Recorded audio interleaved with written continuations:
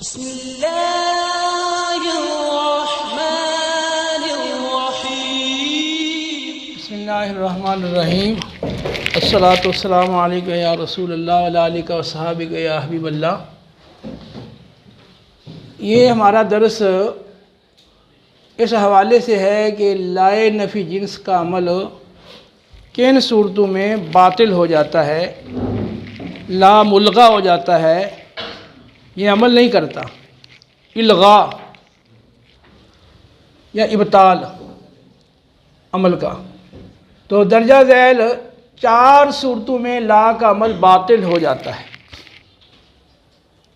Number 1، جب اسم اور خبر میں سے کوئی معرفہ ہو، کیونکہ لا کا اسم اور خبر دونوں نکرہ ہوتی ہیں۔ خبر تو ویسے ہی اصل یہی ہے کہ نکرہ ہو، اور اسم میں اصل یہ ہے کہ وہ چونکہ مبتدا ہوتا ہے تو معرفہ ہو، لیکن لا کے لیے یہ قاعدہ ضابطہ ہے کہ لا کا اسم نکرہ ہونا ضروری ہے۔ لام شبہ باللیس میں بھی لا کا اسم نکرہ ہوتا ہے، لا نفی جنس میں بھی لا کا اسم نکرہ ہوتا ہے۔ تو جب اسم نکرہ ہوگا تو خبر تو درجہ اللہ نکرہ ہوگی۔ تو جب اسم اور خبر میں سے کوئی ایک معرفہ ہو یا دونوں معرفہ ہوں تو اس صورت میں لا کا عمل باطل ہو جائے گا، لا کوئی عمل نہیں کرے گا۔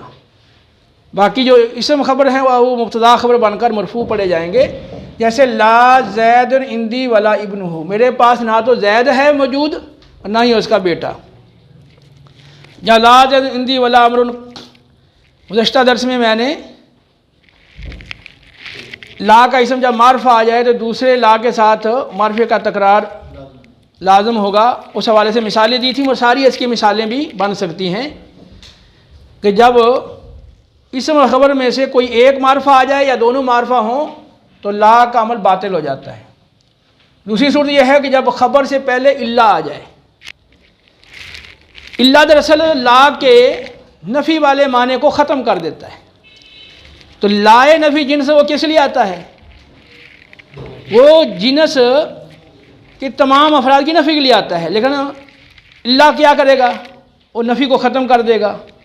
تو جب ختم ہو جائے گی نفی تو اب وہ نفی کرے گا۔ تو اب لائے نفی جنس کی جو تعریف ہے اس تعریف کو ہی آپ دیکھ لیں کہ وہ اپنے اسم سے خبر والے حکم کے نفی کرتا ہے تمام افراد سے۔ تو جب نفی والا معنی ہی نہ رہا تو پھر وہ لا کا جو اسم ہے اس کی تعریف اس پہ صادق نہیں آئے گی۔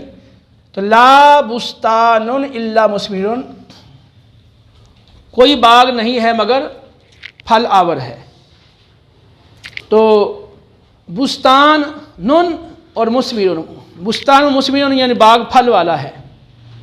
تو لا اور اللہ نے آ کے لا کی نفی کو ختم کر دیا۔ چونکہ اصل وجہ یہاں لا کے عمل کے بطلان کی وہ نفی والے معنی کا ختم ہونا ہے، لہذا اللہ کے علاوہ کوئی اور آ جائے، بل آ جائے یا اس کے معنی دینے والا کوئی اور یہاں پر حرف آ جائے، جیسے لا کا معنی باطل ہو جائے، لا کا جو نفی والا معنی یہ ختم ہو جائے تو لا عمل نہیں کرے گا۔ ٹھیک ہے۔ تیسری صورت، جب لا اور اس کے اسم کے مابین فاصلہ آ جائے تو پھر بھی لا کا عمل باطل ہو جاتا ہے، جیسے لا فی المدرسۃ معلم ولا متعلم، مدرسے میں نہ تو معلم ہے اور نہ ہی کوئی متعلم ہے۔ تو اب آپ نے خبر کو مقدم کر دیا، اب لا اور اسم کے درمیان فاصلہ آ گیا، تو اس صورت میں بھی لا عمل نہیں کرے گا۔ لا کا جو اسم ہے وہ لا کے ساتھ متصل ہو، بیچ میں کوئی فاصلہ نہ ہو تب لا عمل کرتا ہے۔ تو فاصلہ آ جائے لا اور اسم کے مابین تو پھر عمل نہیں کرے گا۔ چوتھی صورت ہے کہ جب لا سے پہلے حرف جر آ جائے پھر بھی لا عمل نہیں کرے گا، جیسے الاشیاء موضوعۃ فی الغرفۃ بلا ترتیب، چیزیں اشیاء رکھی ہوئی ہیں کمرے کے اندر بغیر ترتیب کے۔ اسی طرح آپ بلا ترتیب کو آپ جملوں میں استعمال کرتے جائیں، جیسے